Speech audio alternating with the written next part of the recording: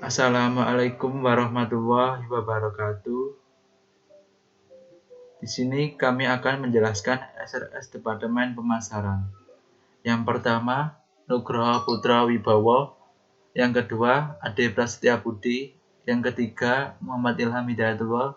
Yang keempat, Widi Ayu Asokawati. Yang kelima, Febri Darmawan Junior. Yang keenam, Teresa Marveleta.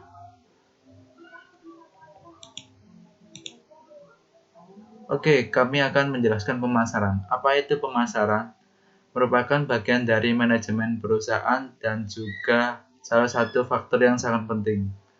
Karena pemasaran akan mempengaruhi secara langsung terhadap kelancaran maupun keberhasilan perusahaan dalam mencapai tujuannya. Penting bagi perusahaan untuk mengetahui strategi pemasaran yang tepat dan sesuai untuk produk yang akan dijual di pasaran. Dengan strategi pemasaran tepat dan sesuai, maka produk akan mudah diterima calon konsumen. Sehingga calon konsumen membeli produk yang akan dijual.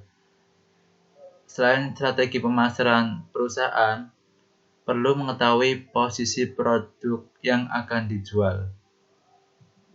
Jadi intinya, dengan strategi pemasaran tepat dan sesuai, maka produk akan mudah diterima calon konsumen. Tujuan pemasaran. Yang pertama, untuk memudahkan proses pemasaran yang berlangsung. Yang kedua, membuat pemasaran barang. Yang ketiga, melihat status order barang. Yang keempat, menyediakan form pemesanan barang yang akan digunakan para staf pemasaran. Yang kelima, untuk memasarkan produk ke konsumen. Tabel 1. Struktur proyek. Struktur proyek sendiri terdiri dari kepala departemen, sekretaris, bendahara, kepala bagian promosi, dan juga sales. Untuk kepala departemen sendiri, yaitu menentukan dan menetapkan prosedur kegiatan departemen pada masing-masing tugas anggotanya dan bertanggung jawab atas kerugian bisnisnya. Lalu untuk sekretaris, bertanggung jawab untuk mewakili kepala departemen jika sedang berhalangan dalam menjalankan tugas. Selain itu, sekretaris juga bertugas untuk menjaga kondusif kegiatan serta bertanggung jawab untuk mengawal kegiatan besar yang sudah disepakati bersama. Lalu bendahara mengontrol dan bertanggung jawab atas keuangan departemen, berkoordinasi dengan kepala departemen dan sekretaris mengenai keuangan perusahaan.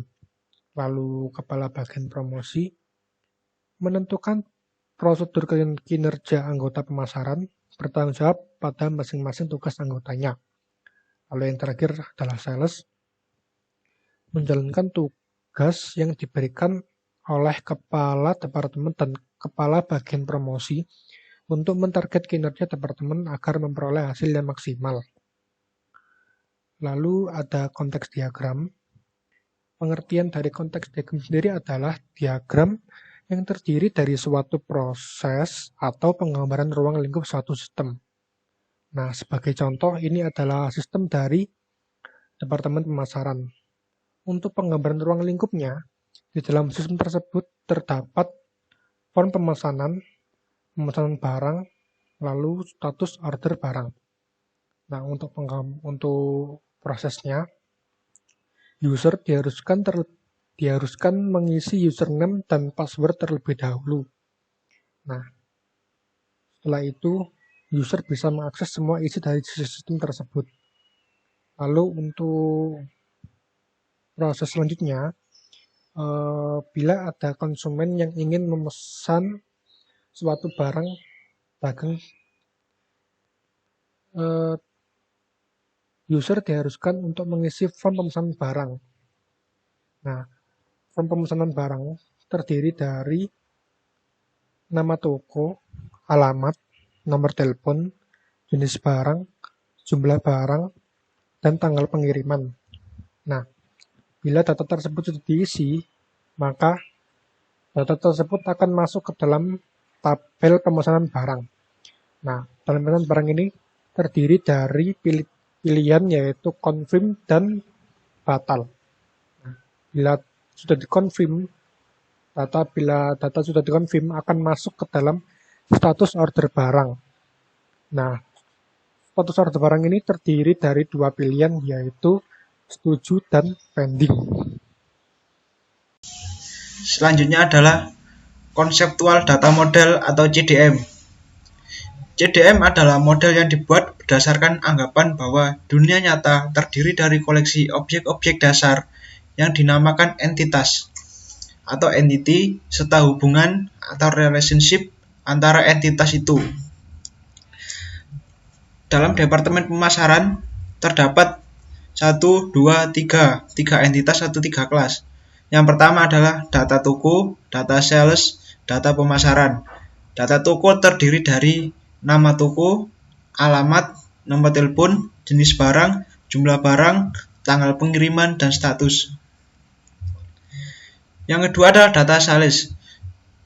Terdiri dari 4, ID sales, nama sales, target penjualan, dan data pemasaran. Kelas entitas selanjutnya adalah data pemasaran. Terdiri dari nama toko, nama sales, jenis barang, tanggal pemasaran, dan itu.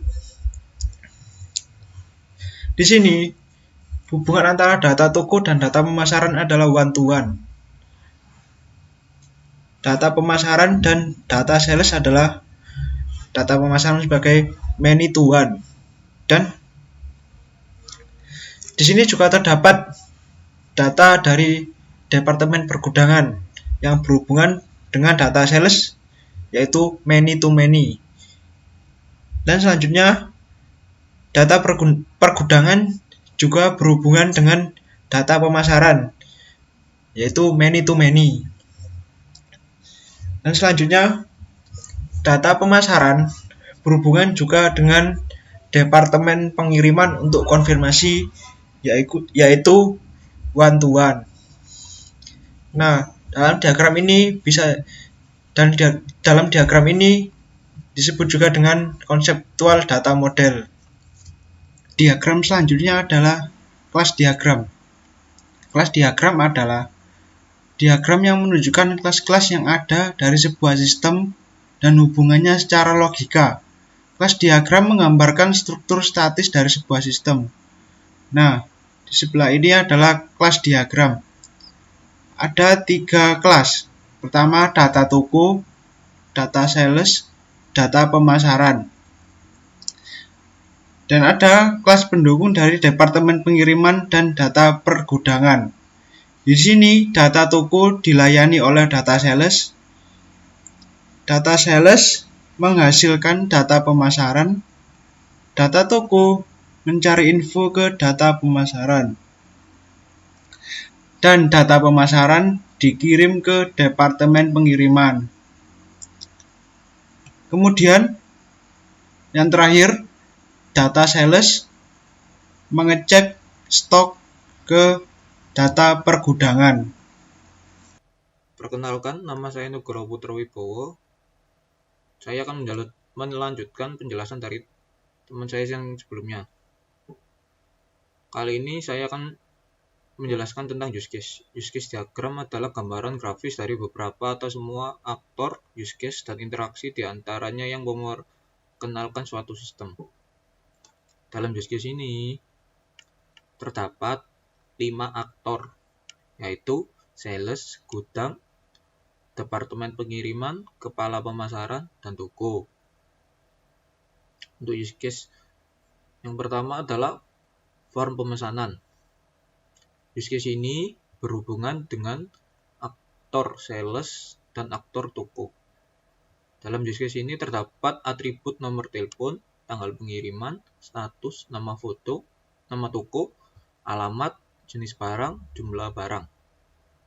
Interaksi yang terjadi dalam use ini adalah sales mengeluarkan form pemesanan untuk diisi oleh toko. Setelah pengisian selesai, toko akan mengembalikan form pemesanan tersebut kepada sales. Use case selanjutnya adalah konfirmasi pemesanan.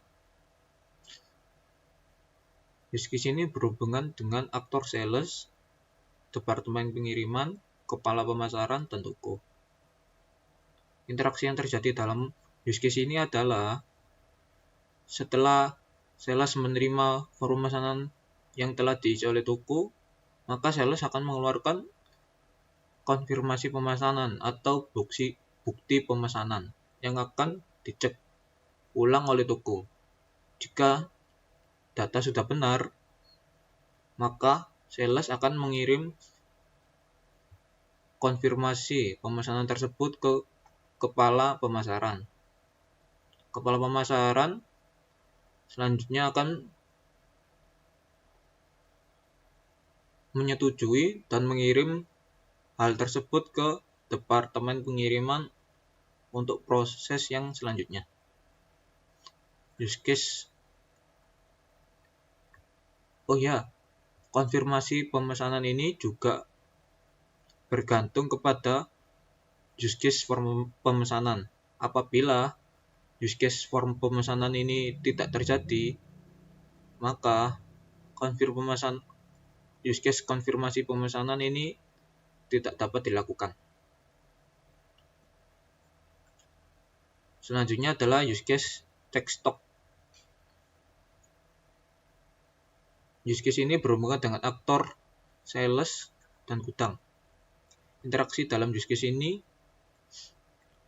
adalah gudang memberikan stok barang terkini kepada sales. Selanjutnya, BPMN atau Business Process Model and Notation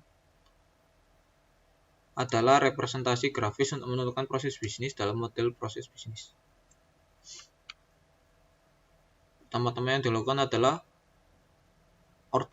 request order. Selanjutnya, dapat memenuhi pesanan, tapi sebelum itu kita cek persediaan barang di departemen pergudangan. Jika barang tersedia, maka akan menuju proses selanjutnya. Jika tidak, apakah klien mau menunggu pesanan sampai tersedia? Jika iya, menuju ke proses selanjutnya. Jika tidak, maka pesanan akan dibatalkan atau penolakan pesanan. Selanjutnya adalah proses selanjutnya. Setelah pesanan dibuat, akan dilakukan konfirmasi order. Jika data yang diisi sudah benar, maka akan dilakukan pengiriman pesanan. Diagram 6. Arsitektur aplikasi. Yaitu arsitektur aplikasi adalah sebuah teknologi spesifikasi yang akan digunakan untuk mengimplementasikan sistem informasi. Arsitektur aplikasi menjadi suatu desain aplikasi yang terdiri dari komponen-komponen yang saling berinteraksi antara satu dengan yang lain. Gambarnya adalah di samping. Diagram 7. Topologi atau arsitektur jaringan. Arsitektur jaringan atau network arsitektur. Arsitektur jaringan dapat diartikan sebagai rancangan arus komunikasi media elektronik. Arsitektur jaringan merupakan sebuah himpunan layer atau lapisan dan protokol di mana layer bertujuan memberi layanan ke layer yang ada di atas. Gambarnya yang ada di samping. Diagram 8. Information flow. Di sini ada sales. Sales ini nantinya akan melakukan penawaran kepada toko. Lalu, toko tersebut kalau ingin memesan barang, maka toko tersebut akan mengisi data toko. Lalu, sales akan mendapatkan informasi toko dan melakukan data pemasaran, yaitu terdapat nama toko, alamat, jenis barang yang dipesan, jumlah barang yang dipesan, nomor telepon, tanggal pengiriman, serta status. Lalu sales tersebut melakukan cek stok di pergudangan. Jika stok tersedia, maka sales akan mengkonfirmasi pemesanan, lalu masuk ke departemen pengiriman, lalu akan dikirimkan langsung kepada toko. Jika stok tidak tersedia atau kosong, maka sales akan melakukan konfirmasi kembali kepada toko dan menawarkan produk yang lainnya. Jika toko tersebut setuju dengan produk yang lainnya, maka akan dilakukan data pemasaran kembali, yaitu dengan jenis barang yang berbeda, jumlah barang yang berbeda, dan lain sebagainya. Lalu sales melakukan cek stok pergudangan kembali. Jika stok tersedia, maka akan dilakukan konfirmasi pemesanan.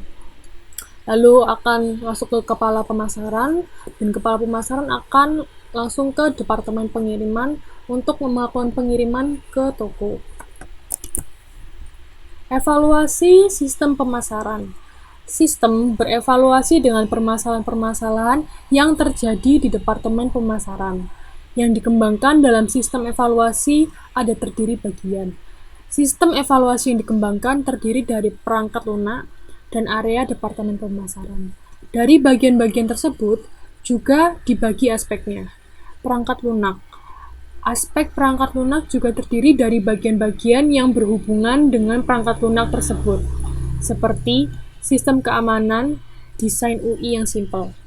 Performa perangkat lunak dalam pemilihan programmer developer harus yang profesional, sehingga bisa membuat software dengan performa yang bagus. Area pemasaran, bagian-bagian yang mendukung area pemasaran seperti tempat pemasaran, produk pemasaran, target pemasaran, sasaran pemasaran, cek aktivitas orang-orang sekitar. Sekian presentasi dari kelompok kami. Apabila ada salah kata, mohon dimaafkan. Sekian, Assalamualaikum warahmatullahi wabarakatuh.